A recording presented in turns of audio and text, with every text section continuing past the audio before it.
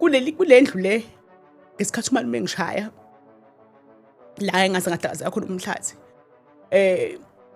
Nganginephupho futhi nakuyona ngaqhubeka ngasebenza ngifuna ukwenza kwaba yikhaya lentandane ngathi no ngendlela esihloko esisokola ngayo uma ngake ngiphume ngihambe ngicele itolo ukudla nje okubobokile bheke ngiphakele nezinye ingane iphila ngaphansi kwalempilo esiphilayo ngoba vele kahle kahle akekho umuntu osebenzayo la akekho ohola u350 abangaphansi kwazo lezi simo. Into yami later ubona abantwana ngukuya ngisondelana nabo uboshiwe njalo lo boshiwe ngimbophisile. Siyabingelela bazalwane egameni lika Jesu Kristu waseNazaretha. Sibonga uNkulunkulu kakhulu. Thank you so much for tuning in. Igama lami ngoSithiyo kaDlamini, umntwana kaNkulunkulu osindisiwe. Siyambonga uNkulunkulu kakhulu nangaleli thuba asiphe lona lapha namhlanje. Kuumusa wakhe ukuthi sibe lapha kule ndawo. Siyabonga kakhulu bafowethu. uNkulunkulu ke akangigcine nakulo nyaka omusha alulisandla sakhe phezulu kwenu. uNkulunkulu aniphumelelise kukho konke nikufisayo nazo zonke izinto enizidingayo kanjalo for impilo zenu nemindeni yenu. Sibonga uNkulunkulu kakhulu egameni lika Jesu Kristu waseNazaretha. This is a Christian platform. If umzalwane usendaweni right kakhulu ke njengoba ula I can give you an assurance of that ukuthi usendaweni right kakhulu. But before we start ngizothanda ukuthi ke sicele enkosini and then bese singena straight kwingxoxo yethu yanamhlanje. Baba wethu engcwele siyakubonga uNkulunkulu wethu namandla onke egameni lika Jesu Kristu seliyoshona ilanga. uNkulunkulu wethu namandla siyakubonga siyakudumisa ngezimpilo zethu. Siyathandaza Nkosi uNkulunkulu wethu namandla onke ukuba nakule ndawo. uNkulunkulu wethu namandla buvele ubuNkulunkulu bakho ngamandla uvele buphelele egameni lika Jesu Kristu waseNazaretha. Heavenly Father, we give you the glory and the honor, adoration in the name of Jesus Christ. Baba nangalezi ingxoxo ezenzeka kule ndawo uNkulunkulu namandla maluvele udumo lakho lubuyele kuwe lonke luphelele egameni lika Jesu Kristu waseNazaretha. Amen. Amen. Angithathele ithuba ngiamukele igest yethu eqala kuba nathi lapha namhlanje kokuqala nqa akusekudala lokho sixhumana nje isikhathi esincane sasheshe into yethu yafinyelela la esikhona namhlanje. Mama ngikwamukele egameni lika Jesu. Niyaphila kodwa? Yebo siyaphila. Siyaphila kakhulu. Thank you so much mama. Mhlambe nabaqala ukubona mhlambe mongasinikeza neintroduction yakho nje. Ngiyabingelela kubabukeli emakhaya abalandeli baka Isithiyo Dlamini. Ngiyakujabulela kakhulu ukufika la kwi-podcast yakhe la ngibona khona ukuthi ngizolapha ngophefumulo. Igama lami ngukhethiwe wakwaMolawolwa. Ngisuka eDlangezwa ngaphansi kwa 10 esigodi inkonjane. Yebo. Usibhalelile mama washo ukuthi cha uyafisa ukufika lapha kwi-platform yethu, platform yabazalwane ke sizoxoxa about impilo yakho la evela khona kuzokuba ila isikhona khona njengamanje. Mhlawumbe ngale kokupholisa amaseko mhlawumbe mase singena ngqo to indaba yakho osiphathele yona lapha namhlanje. Mhlawumbe mama ukunikeza nje leli thuba lokuthi usivulele inhliziyo yakho. Njoba ngasho kafishane ukuthi ngwaMolawolwa ngizalelwe ekhaya komama. Yes. Ubaba wami wakwaXulu abazali bami bahlukana sebezoshada. Abafika ngemshadweni ngasala nomama ngakhulela ekhaya komama. Ngifirst born yakhe kuma. Siba u5. Kuthe masehlukene ke nobaba wahamba wobheka amatoha sasala thina sisala sikhuliswa ugogo besiba u2. Silamane eduzane nomfana wasekhaya. Ungasasekho ke na emhlabeni. Sakhuliswa ugogo silekelelana nodadewabo wakhe umama omncane lo engihamba naye. Impilo yami nje ayikazi zibe emnandi. Engikhumbulayo nje kakhulukazi nje okuyikhona khona namanje okusangikhathaza emoyeni wami kakhulu. Ngikhule ngumntwana nje obebuthaka empilweni, ngumntwana ogulayo, umntwana onolaka, ngumntwana okhalayo. Mange ngakhala usuku lonke. Kodwa ngumntwana futhi okhuthele. Nginalokho obuhlungu nje nganginakho nje mawukwangithinta noma wangishaya ngumntwana ozwelayo. Kuningi ke obekwenzeka ekukhuleni kwami ngithola kwesinye isikhathi ngeke ngize ngazi noma mhlawumbe kwaba khona ukuthi ngidlwenguleke encaneni bami ngoba ngikhule nje ngumntwana obeya nokugula okuhlukile.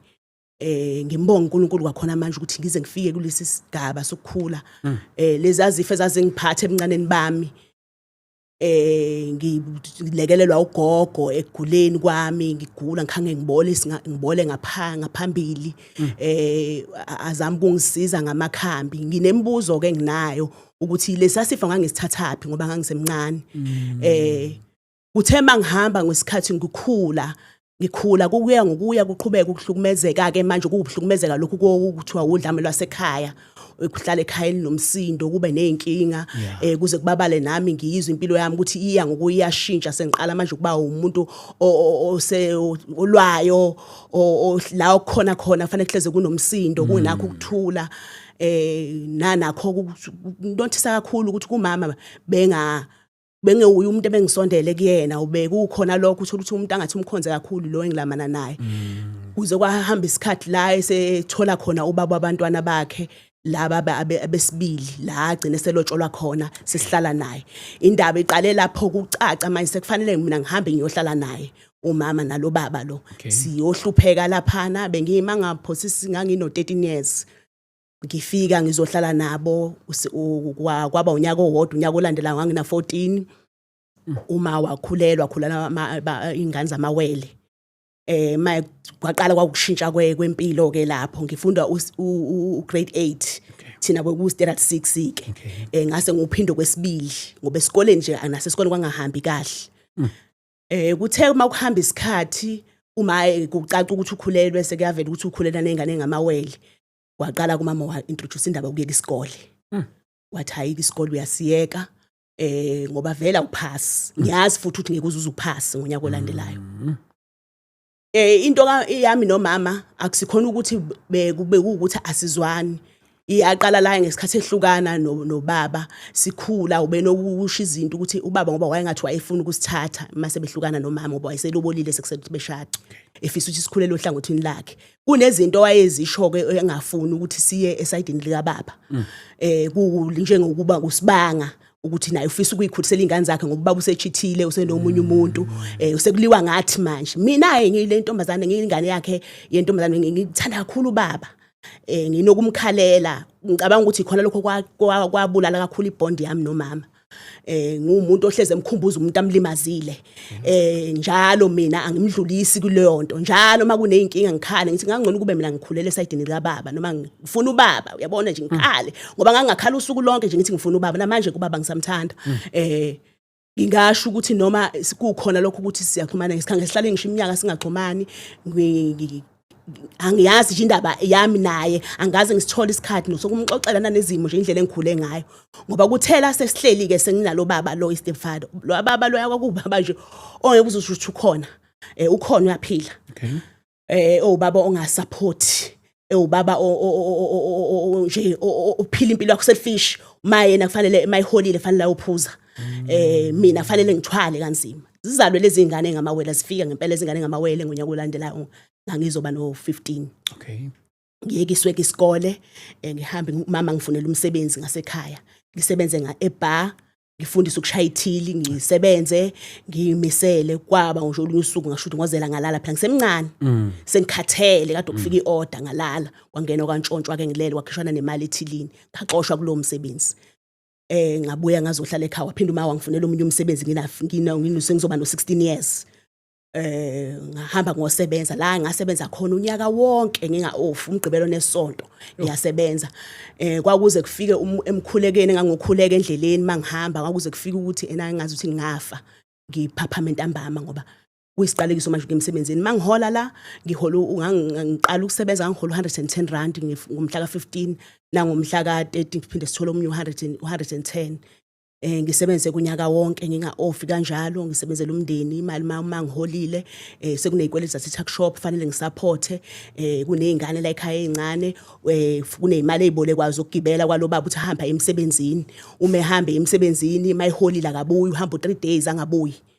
Uma futhi uyena umuntu oqala omzwayo ukuthi sefikile uyomuzwa nje sesho sethi ngene eminyango ngabe uyini ukhokhobelani uxakeke ukuthi umuzwa ngani ngicabanga ukuthi shuthi mhlawumbe ubudlelwano babe nakho ko wayazi ukuthi ngalosuku mhlawumbe usuke eyingaka ngoba kwase kuyinto yakhe kubangwa nanezikweletu ngayo le mali engisebenzayo.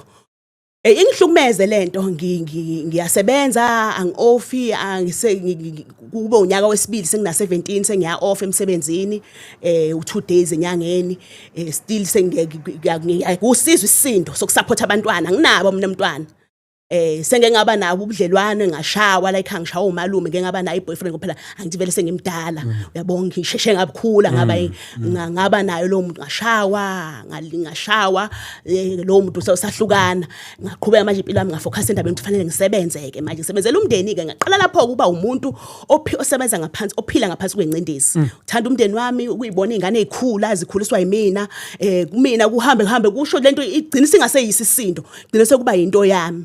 Kuthe sengino 19 emsebenzini wangiphelela ke lo msebenzi kushe ngendlela engangisokola ngayo ngagcina sengisebenza ekitchen ngatshontsha okudliwayo wangiphelela umsebenzi ngenxa ukuthi ngangabi nawo ngishana nemali yelunch emsebenzini ngisokola nje kunzima mangihola vele imali yonke le kufanele iphelele ukudlina ekhaya sokuthi mina ngabuya ke lapho ngaqala umsebenzi wezandla uyikhandla ngibheke eminye imisebenzi engayenza ukuze ngikwazi ukuphilisa abantwana.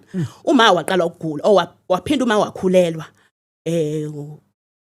ngangino 16 ngiyeqa ngangino 16 wakhulelwa last born yentombazana ngangayithanda ke lengane ngambona nje mina ukuthi ukhulelwe ngahamba ngosho ekhaya gogo wangithithisa wathi ngihlangana naphi nomuntu omdala okhulelwe umama walotsholwa ngathi mina kwanda umthwalo wathi umthwalo wani wasini wena ngomthwalo ugogo kube kuyena umuntu obengithanda kodwa kusho ukuthi wayengafuni ukwemukela ukuthi ngiyahlukumezeka kuseduzane engafuni ukuthi ngibungide njalo ngizomtshela izinto ezenzakalayo laphana uyabona kufanele ngiphile le yampilo mina yokusokola iyagula njalo ikhona lempilo yokugula kuthema sengiyekile ukusebenza umuntu leyo yokugcina ingane yayisino 2 years ngaleso sikhathi waqala uma ukugula kulo mama wangathi unenkinga ye-cancer kulo mama wagula ngempela wagula ngangoba kuyacaca ukuthi uyahamba uthe suka lapho wayiqala kumama ibanezinto ayishoyo kumina wathi ma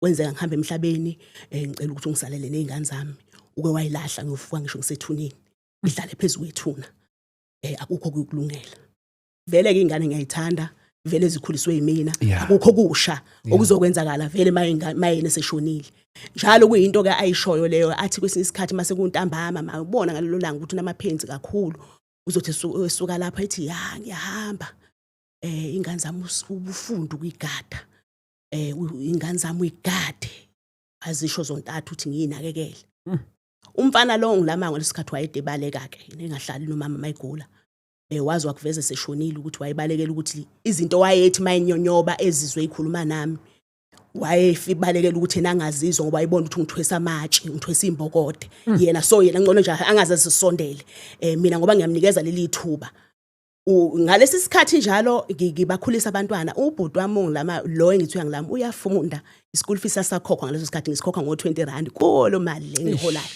ayikho into emayilana nami la ayikho into emayilana nami ngishaba ukuthi okugqoka emsebenzini ngiwamakhwapha ngihletshwa istaff nongishayayo emsebenzini nje kulula ukuthi angishaye fanele ngifihle ngoba umuntu ukuthuza uxoshwa kuningi izinto ezenzakalayo nami futhi ngaleso sikhathi into omsebenzi ithathela kude ukuthi ngiunderstand ngoba ngiyingane uyabona ngimncane ukuhlukumezeka nje konke kube kuwena usemsebenzini uhlukunyezwa ukuba semsebenzini ngenxa ukuthi wena kwakhona ukuba semsebenzini awukulungele awugezile ngensipho ukuze ube semsebenzini awubaphathi kahle abalingani bakho sebenza nabo bakhona kwakho nje ngisho noma sekuyiwe endaweni yokudla nakhona nje emsebenzini akakulula njalo ngihlehle ngibuyele emuva kwakhona la emsebenzini ngisebenza khona isitolo somuntu esupermarket ukhange uthi uthatha uyadla mangabe kukhona mhlawumbe abafikile bangasekhaya bazothenga bengiphele omandlana base bazi nabo kufanele bekhona bangipha khona mabezothenga esitolo ngoba uyona supermarket eyinkulu fanele bengiphe lokho kuzothi uyadla kufika ingane yakho njalo izothi icela uyiphezele etoilet vele ngingane fanele kuyeke ukudla ayikho nje into emayilana nami impilo inyuka left and right emsebenzini yonke indawo kuze kubabaleke kufike lesi sikhathi la engize khona ngintshontsha into ehliwayo ngiyiphele lo msebenzi ngibuye ke ngizophila kanzima ke ekhaya ngiphile ngiqhubekele impilo uma usiyagula kuze kubabaleke lo baba bathandana nosisi kwamakhelwane ahambe naye babaleke naye beyohlala lapha ahlala khona nakhona before ahambe nalo sisi wamakhelwane benokunyonyoba futhi afike khona la ekhaya uma athi angimshaye ngingazi mina lo ukuthi ushawelani uyabo athi angimshaye njobe egula uyena omhlukumezayo mina anginawo njalo umqondo kwamina ngaleso sikhathi kwamina ngisomntwana izinto ezinje ngalokho ukuthi khona umuntu obanga nobani akuyona into engikuyona kuze kubabalela ngithandane nomunye ubhutiko onamatekisi ngijabule ke nama usengithola umuntu onamatekisi at least impilo yami sizokuthi ukushintsha ngithanda nomuntu ongathi ukhulile kunami ngino 18 ke ngaleso sikhathi ngithanda nami lo bhuti unentombi kuze kubabale angiyena umuntu ode hambe yakuyena ngoba nesimo sika mama sisekho kahle ekhaya uma useqala ukubabuthaka kunanezingane umuntu okhonayo ungipha lokho angipha khona so ngangijabula mayifikile efikile zongibona mhlawumbe mayisethi ucela ukuthi ngimvakashele siyahamba ngiyabona njalo angibuyi ekhaya uyabona nakhona fanele ngibuye ekseni ngoba umama akekho right yabona ngithanda futhi namathethe ngoba uyabona indlela athetha ngayo ungiqalekisa uyabo kube khona ke lokho mhlawumbe ukuthi ngalelo langa impilo izoba ngcono endlini kubabaleke ngikhulelwe uma ngikhulelwa athi angeke ngize ngikwazi ukuba nengane ngenxa yesimo sasekhaya asuke lapho athi ena uzongihlela indaba othi ngokwenza abortion ngihambe anginayo ID anginayo nani ID ngino 18 ngaleso sikhathi athi yena yini into ezothi ID ngashaye ngithi mina certificate angaze ngibe naso bese ethi ena hayi khona iphoyisa engilaziyo sizokwenzela iaffidavit uzohamba uyokwenza iabortion esibhedlela hayi bese ngithi mina mina ngiyasaba bese thina hayi kodwa futhi ukhona umunye umama owasiza usisi wami ingane yakhe ikhulelwe ise-boarding school usibari ngafanele azi ngizoke ngixhumane naye nangempela angithathi isendlini yakhe masifike endlini yakhe esikhawini akulo mama lona ke ahamba olanda yena afike lo mama beke imaterial yakhe ukungikhiphisa ukungenzisa abortion akhipho i-cotton le nakhuzane le locingo alifaka into engathi irubber esamagla eglove asho ukuthi angilala embedeni angishutheke ke yona ngikhale vele phela nje uyabona nokhala nje futhi kwami angikhali njengomuntu ukuthi kahle kahle ngilalela ipain ukhala kwami nginalokho ukuthi ngenziswa into engayazi thu vele ngiyakubuka nami vele ukuba nengane nami futhi ngiyaku understand ukuthi lento angenzisa yona kumele angenzise yona ngoba vele ukuba nengane esimene ngibhekene naso vele ngiyafana nomuntu onezingane naye izinto ayishoyo izinto nami engizaziyo kodwa hayi ngalendlela angidliswe amaphilisi ayinhlungu ngizwe ubhlungu ngendlela esimanga bese ke kungenzeki bese thi angikwazi ukuphindela ekhaya ngoba ngiyakhala athi angizokwazi ukuphindela ekhaya ngizohamba uzongihambisa kusasa bese thi kodwa ke bese thi ekseni ake sidlule sikuleli phoyisa bengenzela iaffidavit hambe lo ligxifize police station ukuthi anginayo ID ngareshwa ngisuka etolo ngapha ngasekhaya ngako university ngadlwengulwa khona akwazi umuntu wangidlwengulayo so udinge ukuthi ngihambe ngiyokwenza abortion vele ngoba iyenziwa mangabe umuntu edlwenguliwe leli phoyisa kodwa libe nakho ukusola uyabo yena abe umuntu mina owumalume kumina okay yabona yenziwe le yanto ngihambe ngiye NPA ngifike NPA mina okwamjwa angazi noma uye ujove noma uzokwenziwa le yanto nginikezwa amaphilisi ngalanga lokuqala ukuthi into esindala nginikezwa amaphilisi kwaku 2001 mangakhohlwa usisi nginikezwa amaphilisi ikuthiwa ngizofika ngiwashuthele ngisekhaya ngicabanga ukushikashikwa emaphenzi abortion wedwa ingane awazi lutho noma ngangekho ukuthi ngangengane kodwa nje kwakukhona ukuthi angazi lutho vele ngalento kodwa manje into engiyenzayo mina bengicabangela ukuthi vele lento ngize ngene kwakuyo bengicabangela ukuthi nanesimo sasekhaya lo muntu vele uright uzokhona ukungilekelela ezintweni eziningi nanokuthi nje mhlawumbe ngitholana necomfort nokube khona umuntu engizokhalela kuyena ngoba nakhona ekhaya komama ekhaya akuzwanwa anginayo umuntu engizokhalela kuyena ngithe mangiqala ukuba neboyfriend ngimncane ngino 16 ngashawa ngacishwa ngabulawa nganikezwa ukuthi mhlambe ngiguidwe njengengane kube khona lokuthi ngichazele ububi balento engiyifaka kuyona kodwa futhi ngiyithola ngiyona futhi ngoba phela nakho phela ngiyasupport abantwana into engiawe ngayo ukuthi nje mawungabe unomuntu wesilisa uzoba nezingane akukuningi ongako so mangabe kuvela ukuthi sengikhulele vele le abortion fanele ngiyenze inkosi yami ngiyenzeke ngibuyele NPA ngifike sekulate ngihlale emabhentshini ungene ufika ithuba lama ngani noma basebejoviwe nabantu noma vela akujovana kuleyanto ngingeneke stretch iblenze umunye ufakwe lapha umunye ufakwe lapha uclean isibeletho clean isibeletho empilweni yami angikaze ngize ngizwe into enjeyana angikaze ngize ngizwe into enjeyana ngaphelelwa amandla ngikhulekele kusuku namhlanje ngithenja ngifisa ukuthi ngikhale ngoba ngifisa ukuthi wonke umuntu azi ukuthi kukhona abantu abadlule imini noma abuthi umuntu unezimo engakanani ezinye izimo futhi kuyenze kuyithuka kuzona ngimkhulekele kaNkulunkulu ukuthi ngicela ngisize kusuku namhlanje angithwale ngikwazi ukusho konke uma sengenziwe le yanto ngaphelelwa amandla khumbula kahle ngiqhamuka uma wangibuza ukuthi yini kwenze njani ngabukeka ngazi ukuthi kade ukhala wayo amehla phakathi kwenze njani uyagula yini ngathi mina hayi angikho right ngiyagula ukuthi ke vele noma ngangigula akukho kwakusuke kuzoshintsha umsebenzi wasekhaya kwakuzomela ngifike ngiqhubeke ngiyenze vele noma makekho right ngisho noma ngabe futhi wayekhona right vele kwakuyinto njengangijwayele vele ngoba uqilazeka into yami akukho ngizothi ngiyakhathazeka ngakho ngoba uma ngizobuhlehla ngiphindele emuva khona isikhathi la engangikhona isanda kuyeka isikole ngiyeke kulomsebenzi wokuqala ngangina 15 ngizoba no 16 ngangaphathwa yibhandi kwakusathi uyishingile sikhe kungakabi isifo kuthiwa manje sesisifo kuthiwa siphatha abantu abasuke kwisifo esandulela isifo sika HIV and AIDS la ngiphatha ibhandi kakhulu ngikhumbula ngihamba ngiyokha amanzi ngamadolo ukuze ngiphekelele izingane andivele phela ngisasebenzi ngiphelele umsebenzi vele ngisidom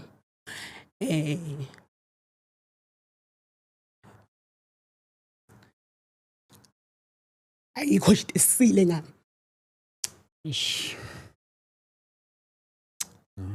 noma ngabe ngiphethwe yini noma abantu abayasi akekho vele umuntu onendaba nayo le nto yayinzima kakhulu ngaze futhi ngisengikuza ubhlungu omshiya angazi noma mhlawumbe zolokho indane ngithi angaze ngisengikuza ubhlungu omshiya kodwa kuningi engizothi ubhlungu engangibuzwa kwakuba ubhlungu usha njalo empilweni yami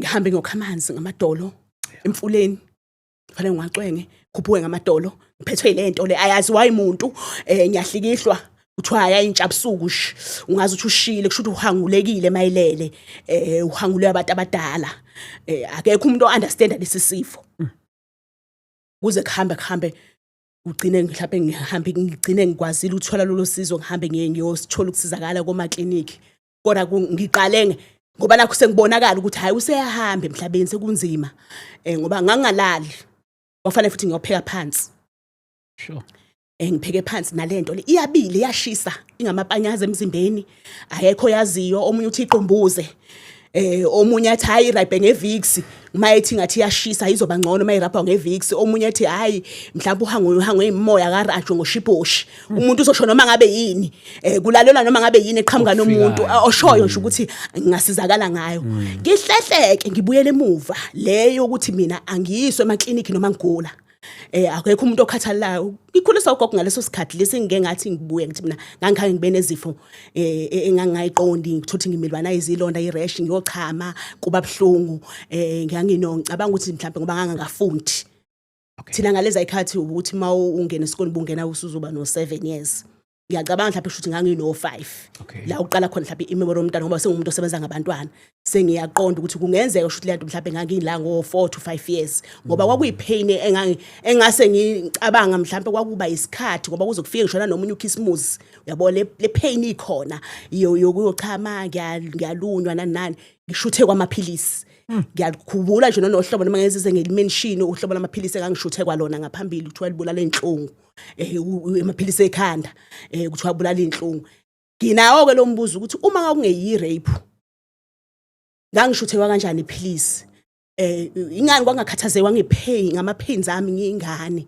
ukuthi ngiswe eklinikhi ngilashwe lesasifo ngize ngikhule naso ngize nami ngize ngiqala ukuhlakanipha ngiyibone nginaso kodwa ke ake basasekho abantu engababuza manje ngoba sengikhulile senginayo nanemibuzo enginayo abasasekho umuntu osesele uyelwe ngihamba naye unaye uyekhale ukuthi wayena 15 ngaleso sikhathi engiphethe ake ayikho into yangathi uyayazi kahle hle ngaphandle kwalokho nami ekwenze ukuthi bengenabo ubudlelwane yena wayeba nalokho kungicomforta ngoba engibona ngidinga iside lika mama ngiqhubeke ke lapha phambili la sengikhulile ke suphelile umsebenzi maye segula sengihleli nabantwana uma pension wayihola inyanga ezo2 waseyahamba emhlabeni ushiya sinakudla ishelter sihleli kuyona ayikho esimeni izindlu ziyadilika kuningi kwakumnqwaba kwaba umusa kwawo dadewabo wakwazi ukunqaba yena lo engihamba naye kwanaye waba nalo umusa wawufumana ngaleso sikhathi waqondana nokuhamba kaMama wazi ukusifihlela lelo hlazo mama wangcwatshwa iqaleke indaba lapho ke sengisele manje nezingane kulisa izingane ngikhulisa ngedwa kunzima sekuhlehle wonke umuntu akekho kwayengahlehlile akekho ngabe nginamanga akekho wayengahlehlile kubo kwakho uma lo muntu njalo owayethi maye bathola abantwana ethela ulotsholiwe ngeke azatshelwe yimi ukuthi akangabi nazi ingane qaleke ngithwale kanzima nezingane uma ushona vele senginengane ngangino21 iID yami ngangino22 eshona uma ingane ngiyithole ikhulelwe ngina 21 ngazala ngina 22 years uma washona kulezo inyanga ushiya nginomntwana usana oluna 3 months ngimthole ngoNovember wahamba ngoMarch uma ehamba ngoMarch umama sengifanele ngisale nalezi ingane bayithatha ingane kubo kwayo bangomakhelwane ubhutloka makhelwane sale ke nalabo bantwana ke angilekelele ngalokho angilekelela ngakho ngide njalo ngembikela usizo lami lo babo ingane yami ingane njalo ingakuye kuze kuhamba isikhathi la angiqala khona ngiabuse kubabo ingane yakho yes aqaleka angiabuse sizigcina sesihlukana nginengane eyodwa naye bese ngihamba isikhathi sihlukene aphinda athi ufuna ukubuya ngesikhathi sisahlukene angisakhona ukuthwala kahle labantwana bakwethu sekunalesi sisindo esesikhona sokuthi manje akasasekho lo muntu obengithwalisile abuye abe umuntu ose ready ngokuzokhokha bese ngithi mina awukwazi ukuzongikhokhela uyasazi isimo sami ngizoyishiya noba lezi ingane lapho ilast born yayina 6 abafana amamwele babe na 7 esebuya kwesibili ngithi ngicela ukuthi ngalo mali ufuna ukulobola ngayo ngicela ungiboleka unginikeze ngisho ukuthi ngiboleka ngathi ngicela unginikeza nje 10,000 uma ungafuni ungiboleke athi nayi ayikho into engeze ngenze uzoyenzana uma ungantshela ukuthi uzoyenzana ngithi mina hayi ngiyazi uzoyinqaba lento engifuna ukuyenza bese ethi hayi akunankinga anginikeze 10,000 lo ngithenga isite ngithenge na usimende ngithenge izinto zokwakha ubumba ama blocks kwakhiwa akasimuntu njalo ekhaya yonke lento yenzeke eduzane nasekhaya akukhona ukuthi angibonakali nasekhaya nakubo kwakhe futhi umfana into nje yenzeka khona la sisendaweni eyodwa ayikho into angayazi yami ngithenga isite sihlala endawonye aqaleke simasihlala ndawonye akuya mayiholile uyathenga ukudla ngiqale ngidayise ngisikhulisa abantwana iqhubeka isikhathi owakho umntwana akahlali nathi la njalo ntamba mayisemsebenzini ubungena night shift ngenxa ye space asinaso esanele sihlala ku1 room uhamba naye amhlula amshiye ekhaya kubo bese kuthi ngokuhamba kwesikhathi ashintshe manje athi uma ngabe athi wena isikhathi sama unaso kahle kahle akusikhona ukuthi wawungithanda into oyifuna ufuna ukuthi ngikwakhela ikhaya ube nekhaya wena lento ehlezi show mama ukuthi wena awukazi uzungithande ithi mina ngaze ngithanda kanjani ngasala kanjani ingane ngakuthandi ethi akushuthi nayo kwaba yiphutha ukuthi ngizale nayo vela uyifuni into oyithandayo wena lezi ingane zakini wena kahle kahle mina wangibuyisa empilweni yakho ngobufuna ukuthi ngondlise ingane zakini iyo lento esho mama ukuthi wena enawe nokuJesu mina ngokufelwa uma wakho sengathi uqasho mina ukuthi uma wakho akafi. Kuba njalo ke mayisuke efuna ukulala nami fanele angithuke. Uma ngihleli ngezansi mfanele angithuka nje ethi ngizofa njengomama. Ngophathwa ingculaza uzofa vele mase kuyangena emzini owodwa yabona nje ngimbuza ukuthi hawu umama wabulawa ingculaza ethi hene wabulawa yiyona akekho umuntu wagula isikhathi eside kangaka. Yabona nje okunye kwakho uma kusuke kuthukwana ngifise ngazi ukuthi kungathi ngaba umoya phezulu ngoba manje kuyangihlambalaza kungenza nje ngingabi lutho. Shintshe ke impilo gcina singena physical sesiyalwa ke. Ngangitshela futhi nomala novada ngiyalwa la fanele ngilwe. Ngangilwa kuze kufika iphoyisa. Sizoshayana izingane sengishovele ngaphansi kombhede. Sure. Sizoshayana ke lapho kuzoshawana uzongithuka asho yonke into athi ikhala intandana akuzugcina ke lapho uyophihliza amawindi kule ndlu aphihliza impahla kube njani. Ngikhumbula ngolunye usuku la wathatha khona ifosholo angazi kwasho ukuthi angiphenduko mhlawumbe ngikho ezongishaya ngalo ethi angimnikeze isikhathi sakhe. Into yamnike naye yayisingasesekho mnandi ngoba kwase kufanele ukuthi ngaso sonke isikhathi kufanele hlaze siqale ngokuxabana ukuze sibe right. Wahamba ngafika la kwakhona kwaxabana ngasakufuni. Sengasafuni lutho. Ngisho noma ngithinta izandla ngizizoyibanda yonke into yakhe nje ngasathanda kwakhona asondelane nami. Ungihlukumeza ngihlukumezeka. Akekho kumuntu olalelayo, akekho umuntu understand isimo sami. Ingane ngiyibona ziyahlukumezeka njalo fanele ingane ihlaze ikhala. Zasizasi mase kusuke lokho nje ziyangaphansi kombhede fanele ziyoqasha khona. Kuzofanele ngithukwe ke ngibizwe ngalo lonke uhlobo lamagama. Kwahamba ke kuthe uma sengihleli naye ngigcina sengidecide ukuthi no ayilobhude ake ngiphume empilweni yakhe. Akaphume nje empilweni yami nami ngiphume empilweni yakhe.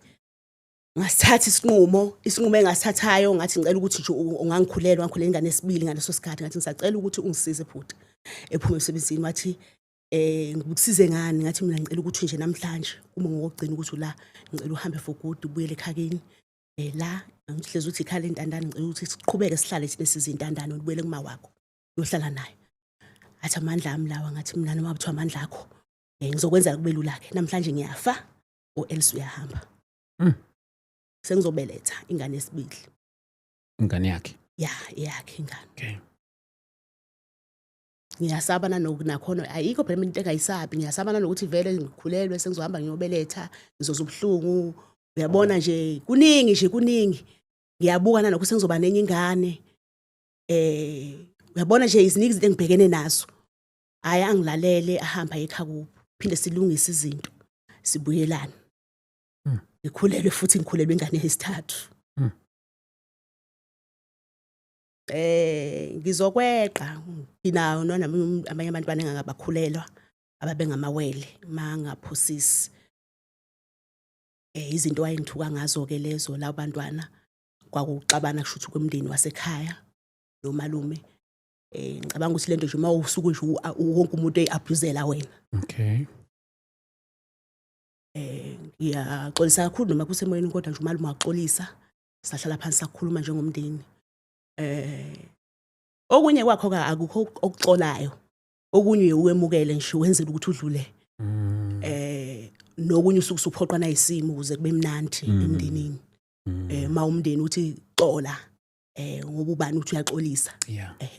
Kwakuyinto kushuthi okwakumele ukuhambe mina emhlabeni kwashuthi ngithwele ngaleso sikhathi kwahamba kwashona abantwana. Kwadlulwa ke kulo nhlambulo komndeni saxolelwana. Akupheli kodwa phela ukhona kunjalo. Uyinto ekhona ngoba makukhulunywa ngemhuzuko. Lokho sikubala njengophansi kwe abuse ka domestic violence. Yeah. Umama njalo ngishiyene inkinga nomndeni wakhe sale nabo laba abantu angezwani nabo. Nami fanele nje ngibe yinoma intwana noma ubani ngihlukumezeke. Uqhubeke ke la sengihleli ke nabantwana la sengikhulela umntwana wesithathu manje naye lo bhuti uyaphila ke la sibona. Ahambe ke sikube kuhlukana kwethu kuze kube manje akazazi ingane akukude la hlala khona ayifiki ngisho ku 30 rand imali ukuthi engese uzobona ingane ingane leyo engithi mina sahlukana okokuqala isina 12 years is leyo yokugcina ina 11 years akazazi ngeke azayikhombe kwala ngisho noma ngelilanga ngihlangana naye edrobheni ngamcela ngathi ngicela ukuthi uye noma esikoleni uyibone ingane mina sengifisa ukuthi ingane nje zikwazi ayikazi ingane akasupport akanjani anginendaba ke nesupport lo yabhuti kukhulu wangenzela khona into owayishiyayo kumina kuphela ukuhlukumezeka ubunzima wayengisusa khona engithemba ngihamba kwesikhathi ngabona ukuthi ushuthi kungenzeka ukuthi mhlawumbe ngangamnikeze lo luthando wayelidinga ngenxa ukuthi nami ngangihlukumezekile ebona ngazi ukuthi ngiyamyuza yebo khona kungenzeka ukuthi kwakuyinto kanjalo ekugcineni kwakho konke naye wagcina sekufanele ukuthi manje ayilempi ayilwe physical fanele manje aqale nama izinto ekufanele ngabe uyicela ngokothando ayicele ngamandla ngize ngibabale ngikhulelwe lezi ingane nje lezi ingane engikhulelwayo zifanele ukuthi izingane ze-rape ngoba ayikho into ayisuka imnandi yonke into engangiyenza ngiyenzela yena ukuze yena akwazi ukuthi adlule ngiphume kuyena ngikwazi ukuthi siqhubeke nempilo la ekhaya qhubeka support siqhubeke nje ahamba emsebenzini ngikwazi ukuba nepeace mayise ngeke esemsebenzini ngangikwazi ukuba umuntu umephumile esemsebenzini mayibuya ngimuzwa nje ngangimuzwa esaqhamuka ukuthi okay hayi nangu sefikile vele njengamanje usezothi ufuna isikhathi sakhe ke wayisidemanda yayimsebenzela ke le nto ngoba yamsebenzela iminyaka u9 years imsebenzela yo ngihleli nomalume ngihleli angaze phela ngize ngibe intandane ukuthi anginazi ihlobo nginomalume nginomndeni wami wakubo kwama nginomakhelwane nginalo lonke uhlobo labantu ongacabanga akekho lalela mina owami umoya akekho umuntu olalela mina esamisimo fanele mina ngimele njalo nahlezeni ilwe yini nilwe ngesikhathi sokulala nalo uyabona nje njalo isikhathi sokulala manje fanele asikwazi phela ukulala ngoba siswana nalo muntu yabo uyangithuka yebo unezinto ayishoyo kumina and angiyena umuntu futhi mina uvanza angiyena umuntu abantu besilisa anginaso nje kwasona isikhathi nalento yemizwa vele into engenendaba nayo angiyinaki ngikwazi ukuthi khona isikhathi okufanele kuthiwe nje fanele kube khona isikhathi sokuthi siya nakhuzana fanele kube khona isikhathi sokugonana izinto enjalo angiyazi angikho kuyona so yena uma ehleli nami kushuthi kahle yena uma echaza uthi wo mina ngangumuntu wesifazane wakhe owayekade embuka ekhula phambi kwakhe engibona indlela engistrong ngayo esho ukuthi nangu umuntu engizomshada kwasho ukuthi mina ngiza nomthwalo uma ngizwa nomthwalo mina ngifuna abheke mina nomthwalo angifuna abheke mina ukuba nekhaya okay ngifuna ukuthi mina sifocus kulento engiza nayo sekuyaphambana naye uyathuka emuva uthuka umndeni wakhe uthuka uma wakhe wondliswa izingane isiphukuphuku akukho njalo okushintshile naye uyakhulisa naye uyayikhulisa naye unengaza kuba ayikhulisayo unomndeni wakhe akukho kushintshile uyasupporta nomndeni wakhe ayikho phela into engashintsha kumina ngoba nami njoba ngila isupport anginikeza yona ngiyadayisa ngenza izinto ngiyenza amagwinya ngidayisa ngoma Friday ngiyaluka abantu amakhanda ngumuntu nje ongahleli ngenza izinto eziningi ngiyapheka ngiyadayisa kuningi engikwenzayo ibhizinisi futhi liyangivuma ngine tuck shop likhulu ibhizinisi lize babale likhulu engigcina sengivana esitolo kodwa konke lokhu kuncike ekutheni ukuthi nginalo muntu engisimelele ngaye okhona empilweni yami ovuka eksena hamba emsebenzini okwaziyo ukuthi azisele support sikwazi ukuthi siphile nabantwana ngistokhe ngikwazi ukuthi siqhubeke siguqule lokho kukhona sidle siphile nezingane inkinga nje peace ayikho kodwa la ekhaya thukwana nje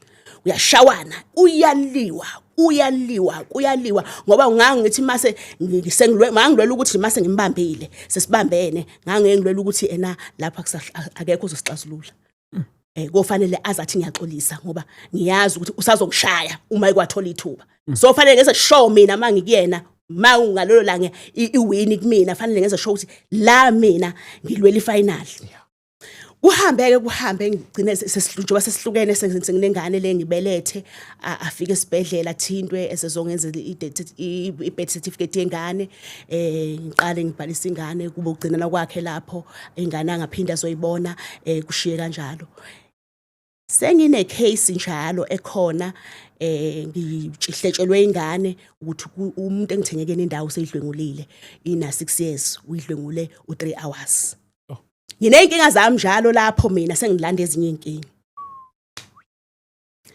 hayi mina isibindi engaba enginaso mina beke ukuthi manje ngimestopini abantu beqhele ngoba ngakusokwazi ukuthi sizofana uma ngabe yini umuntu akangimphuphisile umuntu akangithengekeni indawo aboshwa afika amaphoyisa khathi iqhamuka amaphoyisa wabona vela ayikhwaze ngomkhonto iswini athi uyayibulala mangithi ngiyasondela kuthiwa ha uyasondela uzobuka into yenziwe wena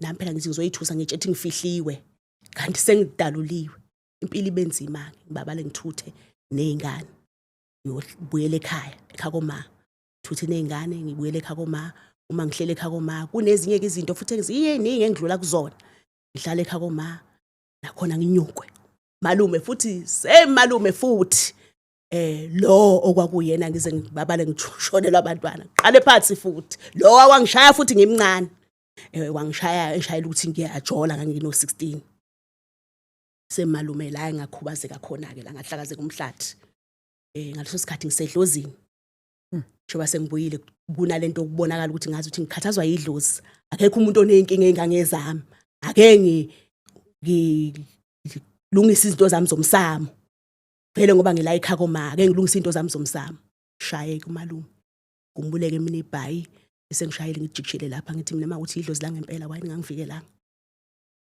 hey ngihambe ke isibhedlela kuyengubuya sesi right Nkosi yami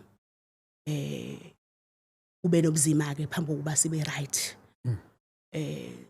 egcineni kwakho konke ufikile la futhi okufanele futhi sixolelane khona sure angithi ngiphela ngizalelwe ekhaya komama imisebenzi njalo imisebenzi kababa wami ungizalayo yokungilahla engazi kahle futhi ukuthi ngingana ke intombazana engithandayo mina angizokhaliswa kakhulu ama abuse engibhekane nawo ngizokhaliswa kakhulu ukungabikho komuntu engimthandayo empilweni yami umzali wami engangazi kahle futhi ukuthi njengoba lo enganginikezanga uthando ngineqiniso elimhlophe ukuthi yena wayengakwazi ukunginikeza lolu thando engangalitholanga kuma ole enguma wayenayo eyayisukela kuyena esekufanele ukuthi ithwalwe yimina ukube yena njengoba wami wazama imizamo ngoba mina benginakho ukuzama ngihambe kwafika isikhathi la engingahlala khona ngisho nasemgwaqeni ngishiya ingane ngantshinga ingane zami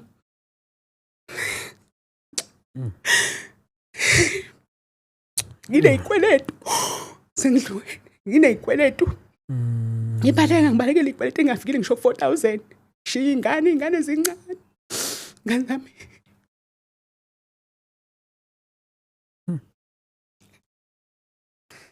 yona nto le ngizuzwa kakhulu ngendaba mina nobuhlungu okuziwe yimi mina egazini lami nginobuhlungu ngizwa kakhulu ubuhlungu ngabantu engibaphiwe uNkulunkulu ngoba nakhe ngethemba phezulu kwazo zonke lezi zinto engidlule kuzona ngiphi ingane ezinhle ingane zami ngiyayithanda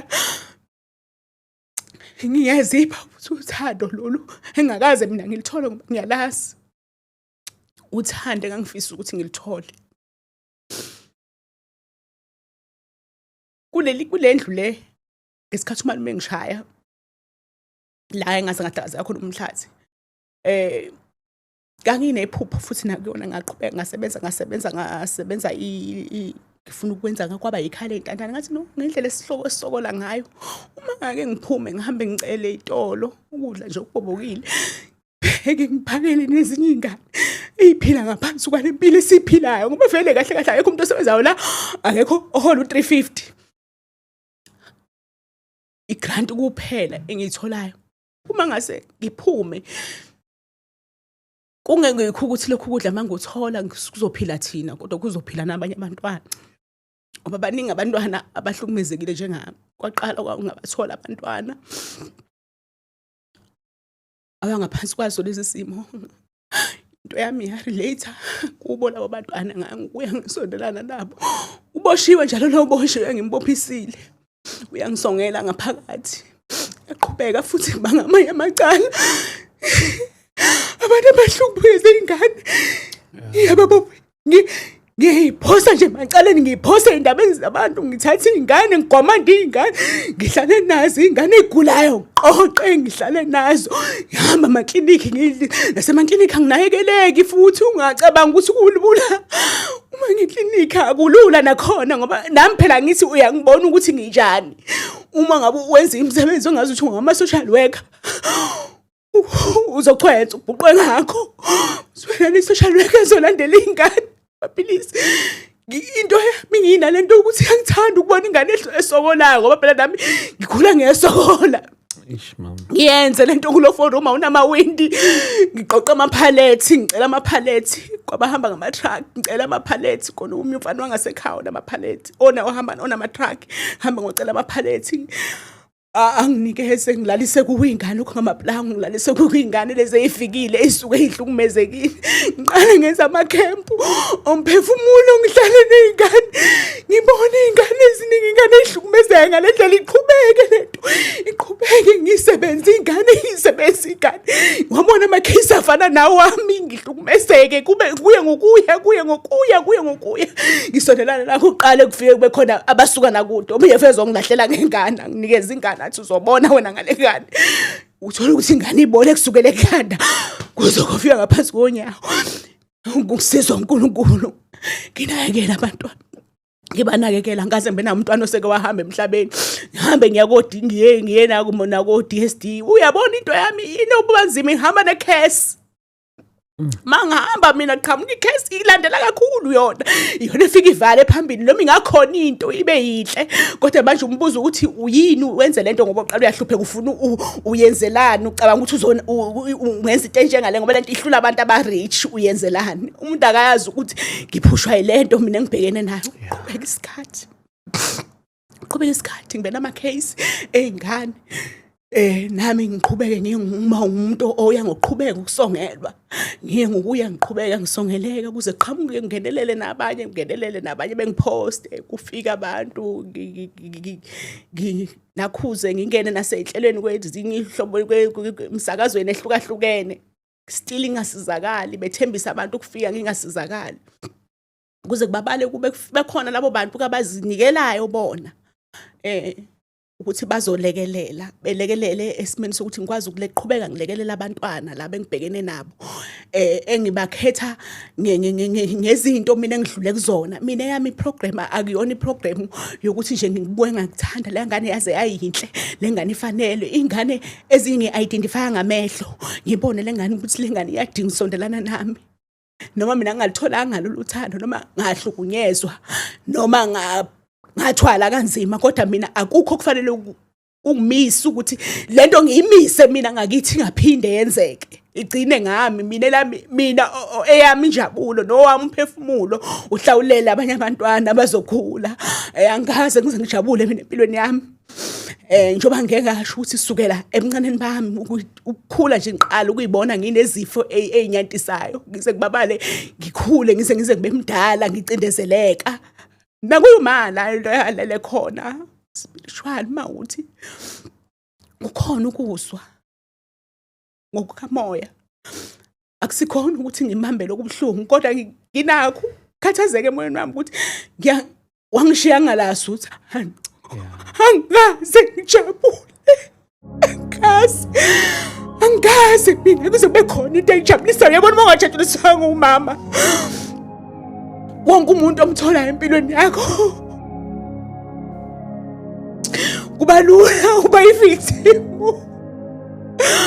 kuba lula wonke umuntu oqhamukayo ukuthi akuhlukumeze, kube ngazi ukuthi uma uxoxe ngezinto odlule kuzona bangathi hayi okunye wakho usanda.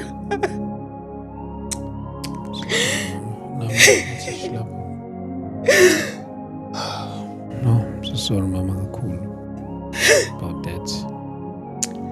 Angifisi ukubukayo amthatha umama njengomuntu kumamulele la khona. Ngifisa futhi ngathi ngalala ngokuthula. Namhlanje ngizothulula konke, ngifuna ukumkhulula umama washona 2004. Inhliziyo yami lokhu ibophene. Akaze bemnandi ukukhulisa ingane zakhe, akaze kuze kube mnandi. Akaze bemnandi ukwazi ingane usilambile. Akaze bemnandi ukubuka ingane ilambile. Ngikhumbula ngelinye ilanga kwakuthiwa kunongqongqosho ufikile.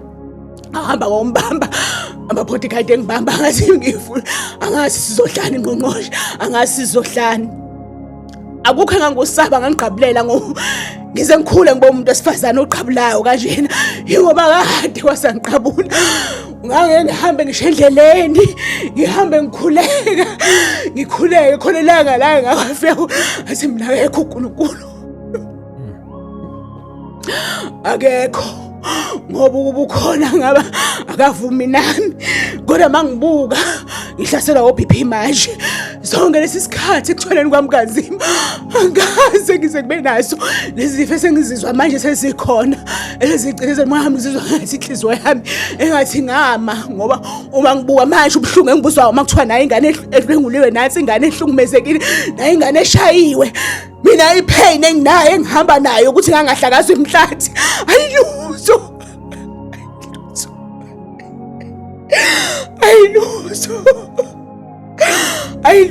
ayilutho ngiyayibona lezi zinto ukuthi zimisa konke engikufisayo empilweni yami ngabe sikhona ijenzo kodwa ngiyabona ukuthi ibophe enginazo emphefumulweni wami ayikwazi ukungifikisa ngaphesheya ngifuna uzoqabula kulonyaka 2026 ngifuna uzoqabula konke ngaze ngihlanganise u50 ngilimele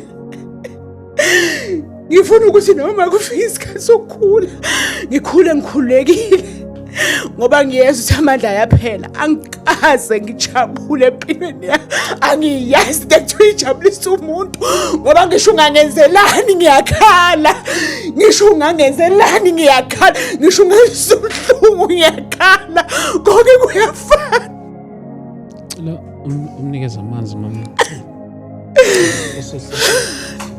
upha amanzi la mama upha la amanzi mama kancane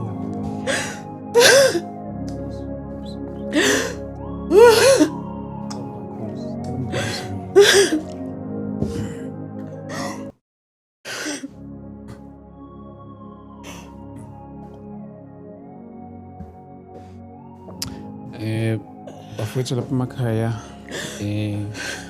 sixolisa kakhulu ngesimo umama azithole kusona. Cela mama wehlise nje umoya kakhulu mama, ise kakhulu, siyaxolisa kakhulu indlela ozizwa ngayo. Yes, so siyaxolisa kakhulu mama, sicela nje wehlise umoya uzukwazi ukuthi ukhulume kahle. Asikuningi khona udlule kukhona, mhlawumbe kunye kuyabuya kube kuningi. Sixolisa kakhulu mama kuleyo ndawo kakhulu. uNkulunkulu siyamthandaza ukuba aqinise, akuphe isibindi, akupholise kuzona zonke izinto odlule kuzona. uNkulunkulu akwazi ukukupha amandla, aqinise uhambeni lakho ukuthi noma yini uhlangabezana nayo kuba ukuthi kuba into oyokuqinisa ukuthi ukwazi ukuqinisa abanye. So siyaxolisa kakhulu mama indlela ozizwa ngayo, engathi uNkulunkulu angakupha amandla, akuphe isibindi, uqhubeke nalo uhambo lempilo, uphilise nabo bonke abantwana abanye mhlambe abadlula esimeni lesi okwadlula kusona, okanye abadlula ezimeni ezithi mayifane nezodlula kuzona, kanti uNkulunkulu ukudlulisela ukuthi ukwazi ukuthi uqinise bona. So siyaxolisa kakhulu mama ngendlela ozizwa ngayo. Uma kusakhulumeka mama, mhlambe nje nangenxa yesikhathi sethu sesofika ngasekugcineni, mhlambe nje uma ngabe kusakhulumeka mama, just nje ukuthi usiphe lokho mhlambe ngabe kusasele. Ekhaya leli engangihlala kulo ngithi ngagcina ngithuthile, ngibuyele khona ngoNovember, kuzoqhubeka kube ikhaya la lentandane. Jehova khona kahluleki. Yeah. Ngicabanga ukuthi amandla ami engiwachithile ebushini bami, ekukhuleni bami, emngane bami, uma ngempela uJehova ongawadla amandla omuntu, ngifisa kube ikhaya lentandane ngempela. Kungabi ikhaya ley'ngane zami, kube ikhaya lentandane, kube ikhaya ley'ngane ey'hlukumezekile. Nanoma ngilele ngelinye ilanga ngazi ukuthi kuyaqhubeka umsebenzi kaNkulunkulu wanginikeza wona. Konke ngikuthatha njenge training uNkulunkulu benginikeza yona empilweni yami. Kuningi angifisa ukubuyela kukhona. Kodwa engizokusho kobhekene no domestic violence, obhekene no sexual abuse, nobhekene nje nangabe noma luphi uhlobo lwe abuse. Azama ukuziqhelelanisa nakho kuyaphumeka. Uphuma noma ngabe kunasiphi isimo. Mina ngiphumile khona. Ngaphuma ngayicabangela ingane zami kube buhlungu mayize ngibuza ngoba bwazi ngibuka ngiyibone ngazuthi ngaba selfish. Ngayicabangela mina. Ngacabangela ukuthula komphefumulo wami, ngacabanga ukuthi bona bazokhula bengamazi ubaba wabo. Ngibuye ngibe nakho lokho ukuthi ngiyababongela phela bakwaziyo ubona uqhubeka behlale bethi bahlalela izingane zabo. Naye futhi ubaba engazama ngenze ngiblame kakhulu, mhlambe naye wayibona engagculiseki la engayigculiseki khona, kusho ukuthi wayenga-understand uhlobo lomuntu ayibhekene nalo. Mina konke ama-abuse engibhekane nawo akunankinga nabantu abakwenzile. Ukodwa mina engifisayo ukuthi wonke umuntu obhekana nesimo esinjengalesi sami azi ukuthi ena kusuke kungeyiliphuthu uNkulunkulu usuke kukhona asuke kunikeze khona. Bheka ukuhlukumezeka phakathi ubuke ukuhle okungakwenza ukuthi ukwazi ukuthi ulekelele ngelinye ilanga abanye abantu. Ngakho mina ngachoose ukulekelela abantwana ngoba ngibona ukuthi ngoba ngilimale ngiyingane. Ukulimala kuyingane kubuhlungu kakhulu ngoba akufani nokulimala komuntu omdala. Umuntu omdala uyakwazi ukuvika, mawuyingane ukwazi ukuvika. Uyabona ukhona isikhathi la ngangingiziswe khona ukuthi impilo yami ayisemnandi. Ngize ngifisa ukufa ngicishe ngaze ngakhohlwa ngizama kathathu ukuyibulala. Ngi-admithwe ngisho esibhedlela ngihlale ngitrain uShef uDlile. Indoda yamasu ayikazi ivume nami. Ayikazi sivume nami indoda yamasu. Nakho ngiyaphila. Angifisi kube khona umuntu othatha isinqumo sokufuna ukuyibulala. Buhlungu engangibuzwa nganginakho ukuthi ngiyafisa ukuthi ngathi ngingaphila noma kwenzeke into eyodwa. Kodwa uNkulunkulu wathi ngifuna ukukuyeka kulo buhlungu. Ngoba nginecebo elihle ngawa. Ngisho ukuthi abasuke behambile basuka uNkulunkulu enganawo amacebo amahle ngabo. Kwakumzima okokuqala ngangisemncane kakhulu. Ngicela ungabaluli ngoba ngifuna ukukhuthaza abantwana abasebancane ukuzama ukuyibulala ngangisemncane kakhulu. Kuyinto engabalekile ongafanele kakhulu ngigxile kakhulu kuyona. Ngoba asifanele sikhuthaze leli demoni lokuzama ukuyibulala. Ngoba nakho ukuphila nokusindiswa mawusuka uzama ukuyibulala kuumusa. Asikhuthazi. Kukho konke umuntu asuke ebhekene nakho.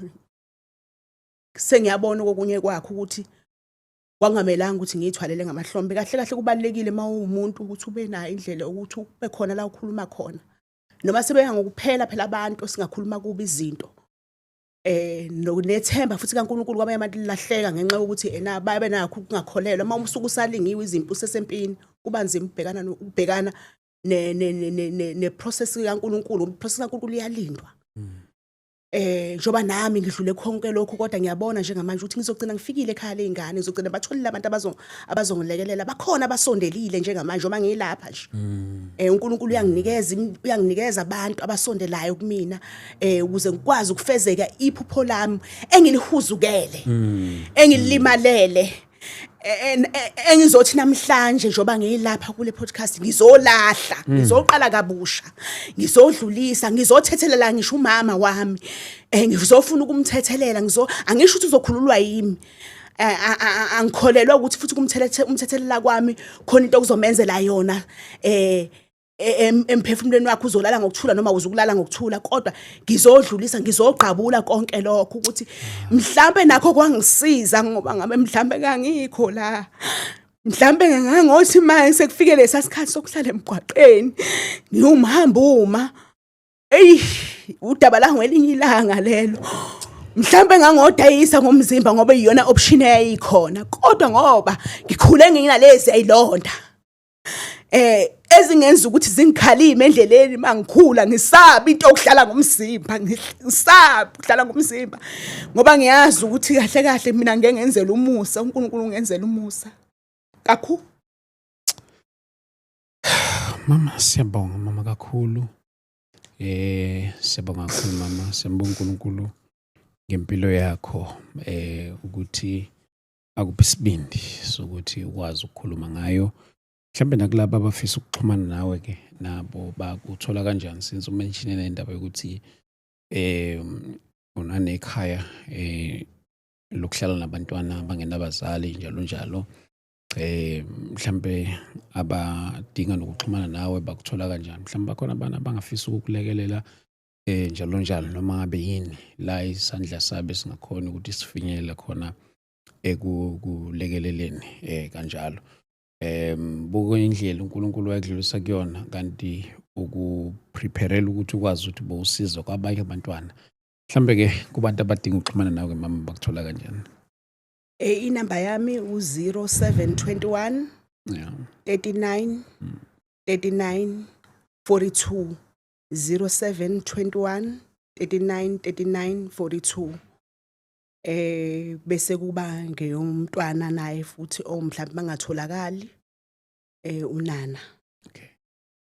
U082 287 42 30 082 287 42 30. Ngikhona na TikTok. Bengaxhumana nami ku TikTok noma nginama page nginama account lapha amathathu. Kukhona nje le engisanda kuyenza la engenabo abantwana khona kakhulu. Engisanda kuyenza Siyamthanda Children's Home. Bengangibheka ku TikTok ngiyatholakala. Ku Facebook angisatholakala ngenxa yokude njalo bengidecreate i-account yami isebenziseka ngendlela ongeyiyo. Ngase ngidecide ukuthi ngivele ngingabi nawo.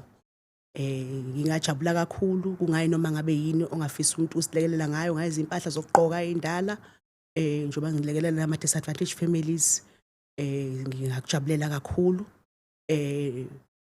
Nokunye ngikhohliwe ukukusho abantwana bami labo oqala basebekhulile babheke ko-30 manje. Laba engiqale ngabo uNkulunkulu ambusisa ngabo laba engithi abakwethu akekho nengane bafundile. Ngina i-graduate lo nomunye noma ke waba nokugula esezogreda kodwa ngiyamthemba kakhulu uNkulunkulu kuzohlula nakho. Owesithathu uke wanikela makuvela lapha epage lethu kuzobonakala izinto anikele ngazo lo yiwele. Okay. Laba engiqale ngabo ukubakhulisa abantwana.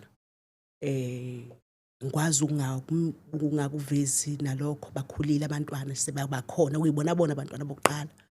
Nokudlulisayo kakhulu ukubonga kubuka abangilekelelayo imndeni engilekelelayo kakhulu ukuze ngikwazi na ukuthi ngisengifike la anginalutho mina. Kunabantu abanikelile noma ngeke ngize kubaqede kodwa nje ngilapha ngemnikelo yabo abangisizile kakhulu ukuze ngibelana ufeza naleli phuphuthi ngizobonana nawe. Ngiyabonga kakhulu ngethuba onginikeze lona. Ngicabanga ukuthi umphefumulo wami uzotholana nokukhululeka ngikwazi ukunakela abantwana ngaphandle ngale ukuthi uma ngabe ngithola umntwana onesimo esifana nesami ngizizwe ngirelate ngibane enga ngize kwesinye isikhathi ngithathena nenqumo ezingagcina nami zigcina sezingilimaza ngempilo yami ekubeni ngina nabantwana nabantwana bami nanomndeni wami ongidingayo. Ngiyabonga nje kakhulu. Siyabonga mama. Abantwana ohlala nabo abantwana baminyaka emingaki mhlambe nje from what age to what age? Abantwana ngeke ngizize ngisho ngeke ngibathole na sithola ukuthi umama ukhulelwe ukuthi umntwana akamdingi. Bengakabamukeli ke ngilekelelane no social worker ukuthi labo bantwana bengigcinele bona. Kodwa nje lokho kuveza ukuthi anginayi age engisebenzayo. Umntwana nje wonke ama age ama emergencies abasuke befikile bazifika ikhathana ezifishana ngihlala nabo lezo ikhasho 3 days ngenxa yokuthi indawo asinayo yanele. Bese kuba ke abantwana laba ke engihlala nabo nje asebekhona ngaphakathi basebancane abantwana base primary. Okay.